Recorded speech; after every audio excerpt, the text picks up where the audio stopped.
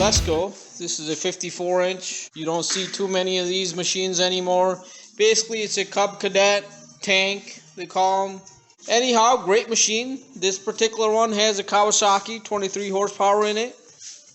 And it's real easy to upgrade these to the 25 horsepower. I've obviously got the engine cover off. I've taken the air filter off. The whole housing is completely off. One of the very first things we're going to do is put an oil cooler on this. This does not have an oil cooler. 23 horsepower did not. I believe when they went up to the 25 horse, they added an oil cooler to it. It was basically the same block, same engine, everything was same. Some more things were added to it, and that's what we're going to do. We're going to add an oil cooler to this. We're going to make this a 25 horse. And we'll do a different video. I'll show you how to make that into a 25 horse. Real easy to do. On today's video, we'll actually be adding an oil cooler to this Kawasaki. So we'll be removing this filter. Here are the parts that you will need to add an oil cooler. The oil cooler that Kawasaki added on these motors later on. So you'll need this part, O-ring behind it.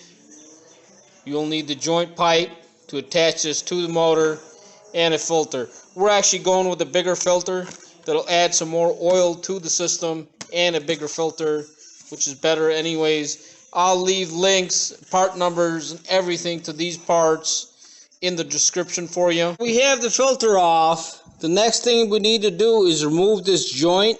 There's a few ways of doing it. There's no Allen fittings or anything in the center. What I have is this stud remover here, which is able to go right on the top of that to grab it.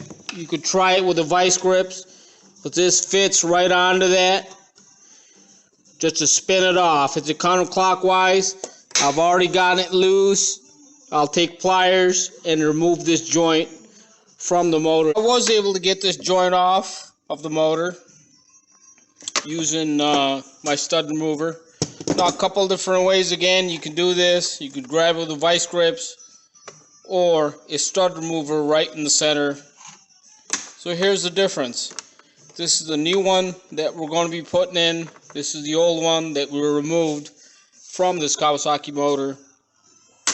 Now, your original filter will fit on the new adapter if that's the filter you want to use. We're obviously going a little bit of a bigger filter, and I'll put all that information in the description for you, just to increase the oil in the system.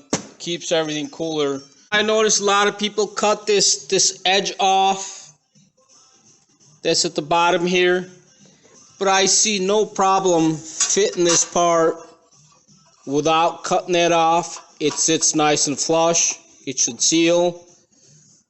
So here is our filter differences. This is the filter that I'm going to put on this, much bigger filter. It's going to hold more oil.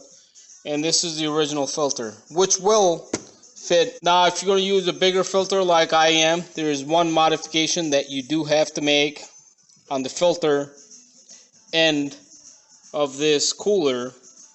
You have to grind away just a tad bit on this end of the fins here, just because this filter has a rim, as you can see right around it. That tends to catch that just a little bit, and it doesn't need much, just a little Dremel tool or a grinder, just kind of create an oval shape right into this cooler here, and that clears that filter. So let's get this cooler onto the motor. You want to make sure the O-rings on the back of it here. So I was able to screw on our new adapter here. Now, the cool thing about that is you don't need to use a stud remover or vice grips or anything. 1-inch socket fits right on that. So we got that tightened up. That bottom lip that was originally on there, I didn't have to cut it on this particular machine. This motor is used on wide varieties of machines.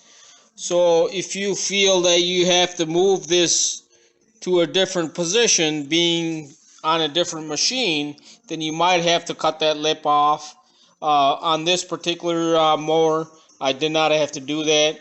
It was a direct fit, went right on. Now, how effective this is, obviously oil flows through it. It has fins. It's got to do better than just going to the filter and in and out. This is obviously something Kawasaki designed to work, and they're obviously not going to do something for nothing. Bigger filter onto the machine. Now, depending on what you're working on or what this motor is in, you might not have the clearance for this particular filters. There are other different lengths, and I'll put all that in the description for you. But in my particular machine here, there's plenty of clearance for this bigger filter, and it's not an issue to run this. So our cooler is on, new filter is on, oil's in it. We'll get rest of it together. Let's fire this up and see how it runs. I was able to run the machine, cut with it, cuts great as it always has. Oil cooler addition to this machine is complete. There's no leaks, runs great. On our next video, I'm going to show you how to get a couple more horsepower out of these Kawasaki engines. Fairly easy to do. Stay tuned for that. I thank you for watching.